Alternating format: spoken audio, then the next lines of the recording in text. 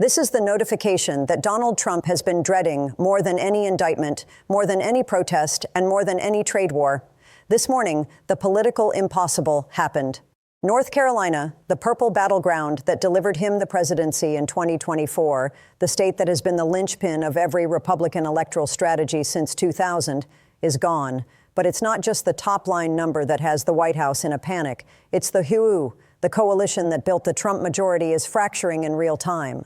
Before we dive in, a quick request. Share this video with others so our message can reach as many people as possible. The military families around Fort Liberty and Camp Lejeune, once his most reliable supporters, have swung 18 points against him. The black church voters in Charlotte and Greensboro who sat out 2024 are registering in record numbers. And the suburban professionals in the Research Triangle, they have completely abandoned the GOP. Why? Because while the president was fighting with Greenland and shooting nurses in Minneapolis, North Carolina was quietly suffocating. The Japan bond crash we covered earlier this week didn't just hurt Wall Street. It detonated the furniture manufacturing heartland of High Point and killed what remained of the textile industry. Overnight, 4 major employers in the Piedmont Triad declared bankruptcy due to the liquidity crisis cascading from Tokyo through supply chain financing. Pink slips are hitting kitchen tables in Winston-Salem and Hickory today. We are going to break down the shock poll that signals the end of the Trump path to re-election. We are going to explain the manufacturing apocalypse that is driving working families into desperation. And we are going to examine the silence of the Republican establishment in Raleigh, who are watching the president burn and doing absolutely nothing to stop it. The firewall has been breached. If Trump loses North Carolina, the electoral math collapses entirely. To understand the magnitude of this disaster, we have to look at the internals of this Mason-Dixon poll. This isn't just a mood swing, it's a structural collapse. The sample size was substantial, 2,200 likely voters across all 15 congressional districts. The margin of error is 2.3%. The headline numbers: Trump 43%, generic Democrat 47%, undecided 10%. For context, Trump carried North Carolina with 51.2% in 2024. To drop to 43% in a state he won by 3 points is catastrophic. It means he has lost the suburban swing voters entirely and is hemorrhaging rural working-class support. The military family revolt, active duty and veteran households. This is the statistic that will shatter the conservative media narrative. Among military families clustered around Fayetteville, Jacksonville, and Goldsboro, Trump's approval has cratered to 36%. Historically, Republicans dominate this demographic by 20-plus points. Why the collapse? Because they watched a Navy nurse get executed on camera in Minneapolis by federal agents. Because their VA benefits are delayed due to the government chaos. Because the boycott is threatening the defense contractors that employ their spouses. They aren't ideological warriors anymore. They are families trying to survive in a country that feels like it's imploding from the top down. The black voter mobilization. This is the earthquake under the surface. In 2024, black turnout in North Carolina was historically low. Apathy ruled. Trump won because Democrats stayed home. Today, something has shifted. The Sarah Jenkins shooting, a healthcare worker murdered by federal forces, has ignited black churches across the state. Pastors in Durham, Raleigh, and Charlotte are organizing voter registration drives with an intensity we haven't seen since 2008. Early registration data shows a 28% increase in black voter enrollment in just 3 weeks. If that translates to turnout, North Carolina becomes unwinnable for any Republican. The suburban defection in Wake and Mecklenburg counties, the educated professional class has moved 16 points left since the start of the year. These are software engineers at IBM, researchers at Duke, physicians at UNC Health. They see the violence, the chaos, the economic disintegration, and they are repulsed. They worry about raising children in a country where federal agents shoot healthcare workers on camera. The tax cuts don't matter when your neighborhood feels like it's descending into autocracy. The president saw these numbers before dawn, and sources say the reaction was volcanic. He screamed at advisors about rigged polls, but he knows Mason-Dixon called North Carolina within half a point in the last 4 cycles. He knows that if he is down 4 in North Carolina, he is down 8 in Georgia and 12 in Arizona. The electoral map just evaporated. We need to connect the dots between the global financial collapse and the North Carolina voter. Why did the poll drop now? It's the manufacturing death spiral. For decades, North Carolina has been trying to reinvent itself after losing textiles to Asia. The furniture industry in High Point, the last manufacturing stronghold, was hanging on by a thread. Those companies relied on supply chain financing, short-term loans backed by Japanese banks, to buy materials and pay workers while waiting for retailers to pay invoices. The Japan bond crash on Monday triggered margin calls across the global supply chain finance market. Japanese lenders demanded immediate repayment or collateral. The North Carolina manufacturers didn't have the cash. Yesterday, 4 major employers, Piedmont Furniture Group, Triad Manufacturing, Carolina Textiles Consolidated, and High Point Industrial, filed for Chapter 11 bankruptcy. They are gone. This means 6,000 workers woke up this morning to find out they are unemployed. These aren't abstract statistics. These are families in Thomasville and Lexington who are already struggling with inflation. Now they have no paycheck, no health insurance, and no prospects because the entire industry just collapsed in 72 hours. These are Trump voters. These are the people who believed his promises about bringing manufacturing back. They are looking at the trade wars, the Greenland distraction, the global chaos, and they are realizing that the president's policies destroyed the last factory floor in their county. The poll reflects this rage. The white working class, the core of the Trump coalition in rural North Carolina, has turned. Not to the Democrats exactly, but they are staying home. And in a state decided by 70,000 votes, that is fatal. The Triad is not the only region collapsing. The military contracting sector is imploding. North Carolina hosts multiple defense contractors supporting Fort Liberty and Camp Lejeune. These companies make everything from vehicle parts to IT systems for the Department of Defense. They employ tens of thousands of civilians, mostly military spouses. The Great American Boycott is forcing these contractors into impossible choices. European and Asian clients are canceling contracts.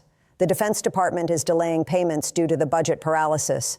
Contractors are laying off workers in waves. Military families are getting hit twice. The service member keeps their job, but the spouse who worked at a defense contractor is unemployed. Household income is cut in half. These families are furious. They voted for Trump expecting stability and strength. Instead, they got chaos and pink slips. The poll shows Trump losing military households by double digits. That is unprecedented. That is a realignment. Where is the North Carolina Republican establishment? The state GOP used to be a disciplined machine. Today, it is fractured and paralyzed. The governor, facing his own re-election fight, has gone silent on Trump. He hasn't appeared with the president in weeks. He hasn't defended him on social media. Why? Because his internal polls show the same collapse. He is trying to distance himself to save his own political career. Republican state legislators in competitive districts are scrubbing Trump endorsements from their websites. They are running ads emphasizing local issues and ignoring national politics entirely. They see the wave coming and they are trying to outrun it. This is the ultimate betrayal. The North Carolina GOP is effectively abandoning Trump to save themselves. They know he is an anchor. They know association with him is electoral poison. We are watching a party splinter in real time. And Trump, isolated in the White House, has no allies left to call. Let's address the demographic shift that nobody is talking about. North Carolina has been growing rapidly. Educated professionals have been moving to the Research Triangle for jobs in tech and pharmaceuticals. These newcomers are not traditional Southern conservatives. They are moderate, college-educated, socially progressive voters. They moved to North Carolina for quality of life and economic opportunity. Now they are watching that quality of life disintegrate. The violence, the boycotts, the economic collapse. It is all incompatible with the stability they sought. They are looking at the president and seeing the source of the chaos. The poll shows Trump losing college-educated voters by 32 points. That is a wipeout. And in a state where the Research Triangle is the economic engine, losing those voters means losing the state. The growth that was supposed to help Republicans by bringing jobs has instead imported a new electorate that is rejecting Trumpism entirely. The healthcare crisis is accelerating the collapse. North Carolina has a severe shortage of rural hospitals. Dozens have closed in the past decade. The remaining facilities are barely functional. Now, with the global boycott, medical supply chains are breaking down. Hospitals cannot get essential equipment. Pharmaceutical imports are delayed. Rural North Carolinians are watching their healthcare infrastructure implode in real time. And the Sarah Jenkins shooting, a nurse murdered by federal agents, has become a symbol of a government that kills healthcare workers instead of protecting them. Nurses across North Carolina are organizing. They are joining the Make America Go Away protests. They are demanding federal accountability, and they are telling their patients, their neighbors, their communities that Trump is the problem.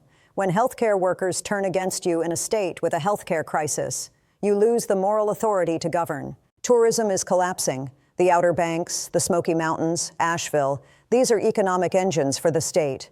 European tourists have stopped coming. Domestic tourists are nervous about traveling to a country that feels unstable. Hotels are empty. Restaurants are closing. Service workers are losing their jobs. These are working-class voters, many of whom supported Trump in 2024. They believed he would make the economy stronger. Instead, his trade wars and international fights have scared away the customers. They are sitting at home watching the news about the ballroom construction and the federal violence and realizing that the president's behavior is costing them their rent money. The Hospitality Workers Union just endorsed the protests. When the service economy turns against you, you have lost the working class. We have to talk about the psychology of this moment. North Carolina was supposed to be the proof that Trump could win without drama. It was the state that validated his strategy of holding the South while competing in the Rust Belt. To lose North Carolina is to admit that the strategy failed. It means that suburban voters will not tolerate chaos. It means that working-class voters will not forgive economic collapse. It means that military families will not accept violence against civilians. The president has nowhere to hide. If he cannot win North Carolina, he cannot win the presidency. The electoral map requires either Pennsylvania or North Carolina. If both are gone, the White House is unreachable. This poll is not just bad news. It is a political death sentence. The shock poll in North Carolina confirms that the realignment was a mirage. It confirms that competence matters more than cultural grievance. And it confirms that you cannot fight the entire world without destroying your own coalition. As night falls across the Piedmont tonight, the mood in Trump world is despairing. The donors are withdrawing, the allies are fleeing, and the voters are walking away. North Carolina has woken up, and the nightmare is undeniable. Before any restrictions hit this video, please share it widely. Let's make sure this reaches more people. The foundation has cracked. The manufacturing sector cannot be saved. Citizens' property insurance equivalent does not exist in North Carolina, but the principle holds. The global boycott has cut off the supply chain financing that kept the last factories alive. The catastrophe bonds and reinsurance mechanisms that protected Florida are not relevant here, but the economic suffocation is identical.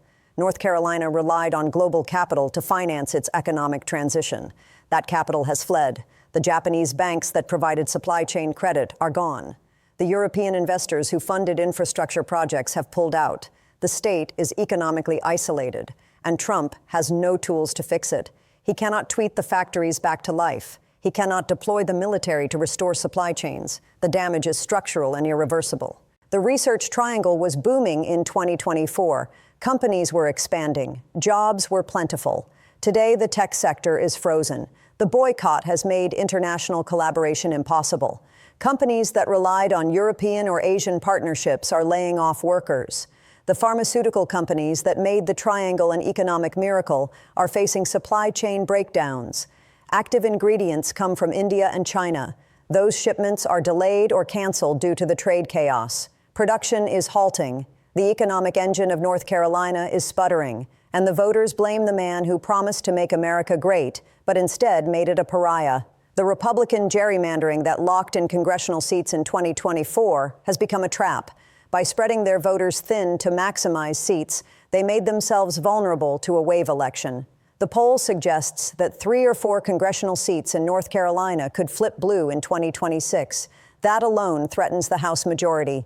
The aggressive map that was supposed to protect them has become their undoing. The shock poll in North Carolina is the canary in the coal mine. If Trump has lost North Carolina, he has lost the presidency, and he knows it. The fortress has fallen, the path is closed, and the reckoning is here.